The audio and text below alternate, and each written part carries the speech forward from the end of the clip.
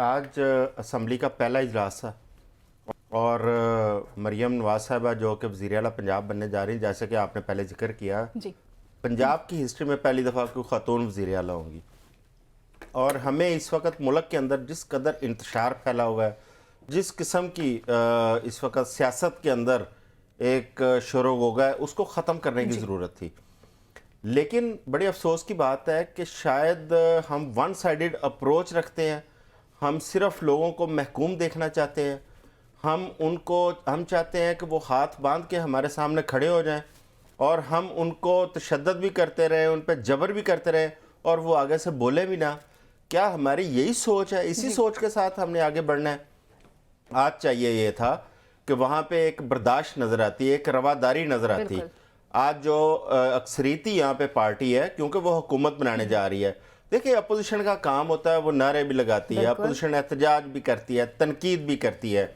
جو بڑی پارٹیاں جو حکومت بنانے جا رہی ہوتی ہیں ان کی ذمہ داری میں بہت زیادہ اضافہ ہو جاتا ہے. ان کا کام ہوتا ہے کہ وہ ذرا برداشت کریں اور ان چیزوں کو تھوڑا سا سنبھل کے لے کے چلیں. لیکن یہاں پہ بڑی حیرانگی کی بات تھی کہ آج جو وزارت اعلیٰ کے امیدوار جو پی ٹی آئی یا سنی اتحاد کونسل کی طرف جو ان کو نامزد کیا گیا تھا، ان کی گرفتاری کے لیے پولیس متحرک تھی، جبکہ وہ پشاور ہائی کورٹ سے پروٹیکٹیو بیل لے کے پنجاب میں آ رہے تھے.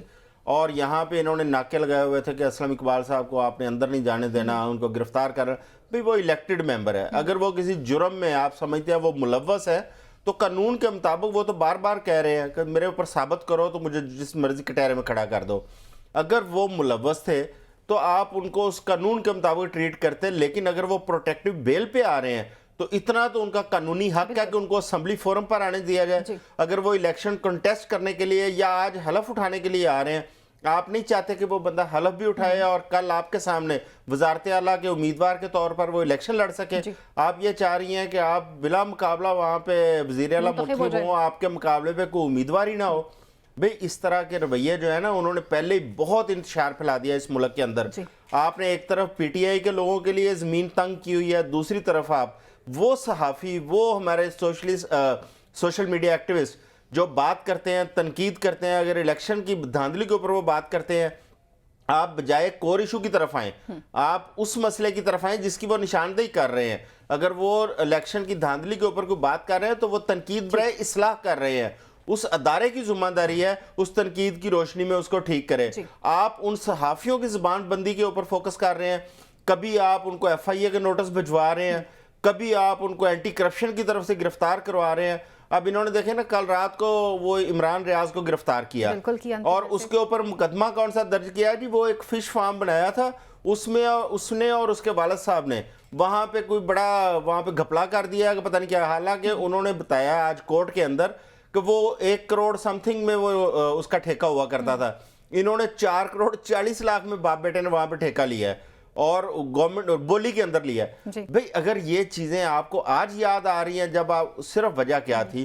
وہ تنقید کر رہا تھا، وہ بات کر رہا تھا مینڈیٹ کے اوپر، وہ بات کر رہا تھا الیکشن کے سارے پروسیس کے اوپر، صرف اس کی زبان بندی کرنا چاہ رہے تھے. آپ اسد طور کے اوپر اس کو نوٹس بھیج رہے ہیں، یہاں پہ شاکر اوان کو نوٹس بھیج رہے ہیں. بے تحاشا جرنلسٹ ہیں ہمارے میڈیا سے جو منسلک ہیں، ان کو بھی نوٹس کیے جا رہے ہیں. کسی کو ایف آئی اے میں بلایا جا رہا ہے، کسی کو اینٹی کرپشن بلایا جا رہا ہے. بھئی اس طرح یہ نظام نہیں چلے گا. اس طرح اگر چلائیں گے، آپ کی حکومت جو 5 سال کے لیے آپ کرنے کے لیے آئی ہیں، ہمیں جو انتشار نظر آ رہا ہے اس میں کوئی بہتری ہوتی ہوئی ہمیں نظر نہیں آ رہی، ہمیں مزید چیزیں خراب ہوتی ہوئی نظر آ رہی ہیں.